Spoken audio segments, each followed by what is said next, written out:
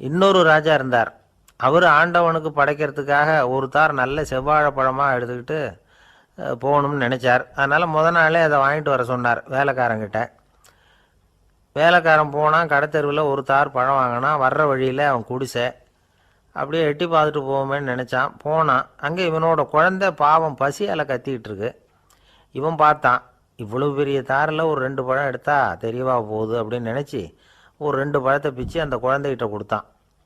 அதை வாங்கி வயிறார சாப்பிட்டுது. பசி அடங்குச்சு. விளையாட போயிட்டுது. இவன் அதுக்கப்புறம் வாழைப்பழத்தை எடுத்துக்கிட்டு அரண்மனைக்கு வந்தான். 2 பழம் பிச்சிருக்கிறது ராஜாவுக்கு தெரிஞ்சு போச்சு. இவன் உண்மையை சொல்லிவிட்டான். உடனே ராஜா, கடவுளுக்கு படைக்க வேண்டிய பொருளை குழந்தை எச்சில் பண்ண விட்டுருக்கியே அப்படின்னு சொல்லி அவனை கட்டி வச்சு சாட்டையால் அடித்தார் பாவம்.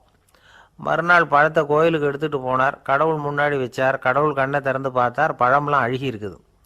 என்ன இது அழுகி போன பழம் அப்படின்னார். ராஜா முழிச்சார். நல்லா தானே இருந்தது அப்படின்னு நினச்சார். அப்போ கடவுள் அந்த ராஜா கிட்ட சொன்னாராம், இதை பாருப்பா, இந்த தாரில் 2 பழம்தான் நல்ல பழம். அந்த 2 பழங்களையும் நேற்றுக்கே நான் சாப்பிட்டுட்டேன் அப்படின்னாராம். அப்போ தான் ராஜாவுக்கு புரிஞ்சுது, ஏழை குழந்தையின் பசியை தீர்க்கறதுக்காக உதவுன அந்த 2 பழம்தான் இறைவன் சாப்பிட்ட பழம்னு. இறைவன் இருக்கிற இடம் எது? இதுதான்.